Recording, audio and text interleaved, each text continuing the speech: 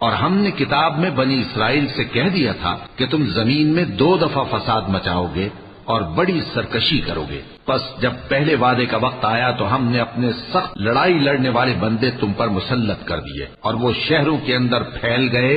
और वो वादा पूरा होकर रहा। फिर हमने दूसरी बार तुमको उन पर गलबा दिया और माल और बेटों से तुम्हारी मदद की और तुमको जमात कसीर बना दिया। अगर तुम नेकुकारी करोगे तो अपनी जानों के लिए करोगे और अगर आमाल बद करोगे तो उनका वबाल भी तुम्हारी ही जानों पर होगा। फिर जब दूसरे वादे का वक्त आया तो हमने फिर अपने बंदे भेजे ताकि तुम्हारे चेहरों को बिगाड़ दें और जिस तरह पहली दफा मस्जिद बैतुल मक़दिस में दाखिल हो गए थे उसी तरह